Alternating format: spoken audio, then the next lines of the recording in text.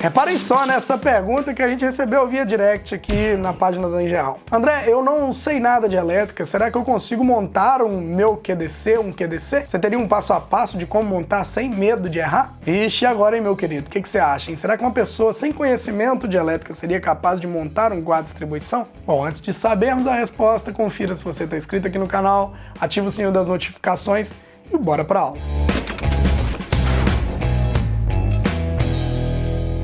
Muitos de vocês já sabem, porém eu sempre gosto de frisar isso. Para mim, o QDC é o coração da instalação elétrica, né? O quadro de distribuição de circuitos é o coração. E uma das tarefas que eu mais gosto de fazer na obra é a montagem de quadro. Mas então, dito isso, a resposta para a pergunta do nosso inscrito é sim.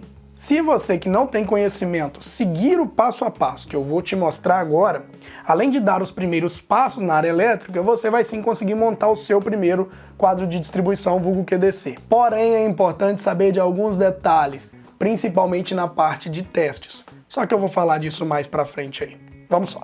A montagem de um QDC envolve muitos componentes, desde anilhas, cabos, terminais, barramentos, conectores e também os dispositivos de proteção. Então, muito mais importante do que montar um quadro é fazer um bom planejamento, tá? Assim, teremos a certeza de que fizemos uma montagem perfeita e segura. É preciso definir a quantidade de tomadas e pontos de iluminação para atender à edificação. Somente assim conseguimos definir a quantidade de circuitos e a potência necessária para atender toda a demanda desta edificação. Isso é bem simples de fazer, tá? Você pode inclusive utilizar o Oca, que é uma plataforma na web de projetos elétricos online mesmo, que é muito simples. Inclusive a gente tem um vídeo aqui no canal onde a gente mostra como fazer o seu projetinho usando essa plataforma, esse site. Vou deixar como sugestão esse vídeo no final dessa aula aqui, caso você queira avançar mais, tá? Mas como exemplo, assim, independente do Oca, quer fazer na mão, nós vamos fazer o seguinte planejamento aqui, ó.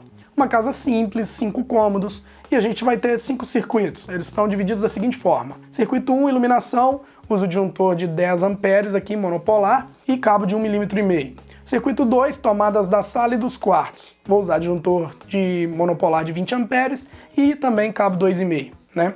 Circuito 3, uma tomada específica para o banheiro, vou usar aqui um disjuntor de 20 amperes e um cabo 2,5 só para essa tomada. Ali a mulher pode ligar secador, chapinha, então a gente deixa uma tomada ali específica para o banheiro. Circuito 4, as tomadas da cozinha e da lavanderia, vou acumular tudo junto. Vou colocar ali um disjuntor de 25 amperes monopolar e cabo 4 mm para suportar tudo, tá? Circuito 5, vou colocar aqui para chuveiro, ele vai ser um chuveiro que precisa de um disjuntor de 50 amperes, e cabo 10 mm, tá? Além de conseguirmos prever a quantidade, né, os cabos e as proteções dos circuitos com essas informações, a gente consegue o primeiro passo, que é definir o tamanho do quadro de distribuição, né? Para atender o nosso exemplo, a gente precisa de um QDC do seguinte tamanho. Disjuntor monopolar, são 5 espaços, 5 circuitos. Eu preciso também de disjuntor geral, né? Monopolar, 1 espaço. O IDR bipolar, que eu tenho que proteger contra fuga, ele gasta 2 espaços. DPS de 175 volts aqui, eu gasto para a fase e para o neutro, caso queira colocar no neutro mais 2 espaços. E preciso prever 2 circuitos reservas aqui, então mais 2 espaços. Somando tudo, nosso quadro tem que ter 12 espaços, tá?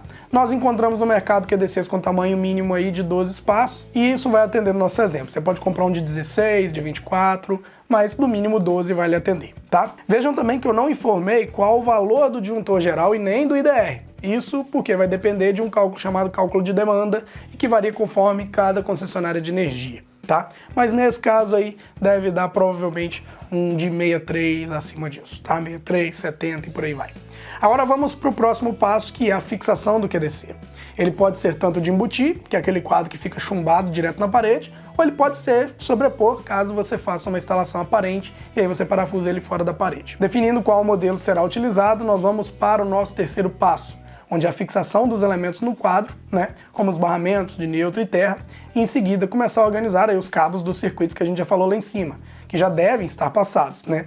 Separe os condutores de aterramento, o de neutro, o de fase, utilize abraçadeiras de nylon para dar um bom acabamento, né, deixando os cabos prontos para serem conectados aos barramentos e às proteções, tá? Em seguida, vamos começar aqui a montagem das proteções do QDC. De maneira geral, nós começamos montando a parte das proteções do QDC primeiro e depois montamos as proteções dos circuitos, tá? Fica tranquilo que a fixação das proteções no trilho DIN, ele é muito simples aqui, dos disjuntores no trilho DIN é muito simples.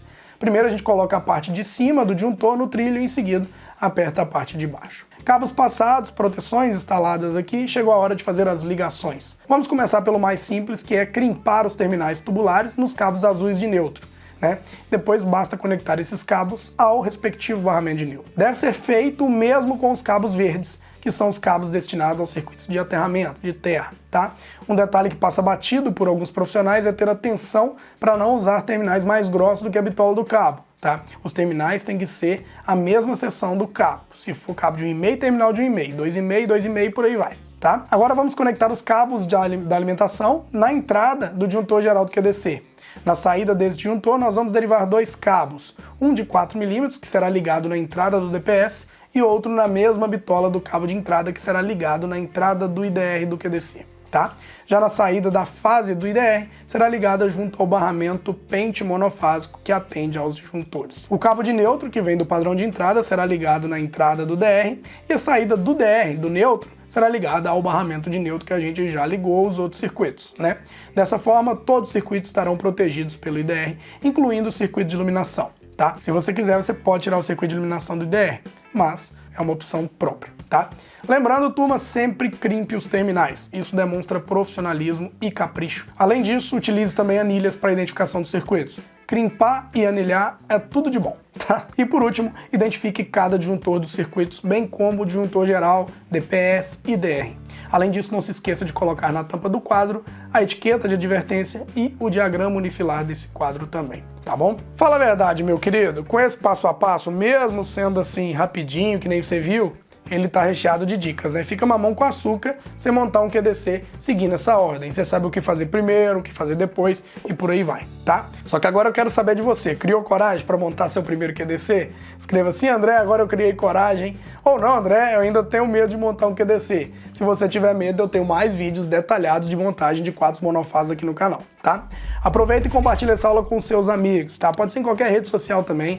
O importante é compartilhar para que chegue no máximo de pessoas que precisam desse tipo de informação, tá? E para você que ainda não está se sentindo 100% seguro, eu te faço um convite para você levar seu conhecimento a um nível além. Clica no quadradinho que está aqui embaixo e assista uma aula minha, onde eu explico na prática o método que eu criei para ajudar as pessoas a se tornarem eletricistas profissionais mais seguros, mais confiantes. Eu tenho certeza de que você não vai se arrepender, tá? Aqui do lado tá aparecendo 2 sugestões de vídeos em geral, incluindo a aula do Oca que eu te falei antes, tá? Escolha um aí e fica à vontade maratonando o nosso canal. Forte abraço, meu querido. Obrigado pela presença, pela audiência. Até a próxima. Tchau, obrigado.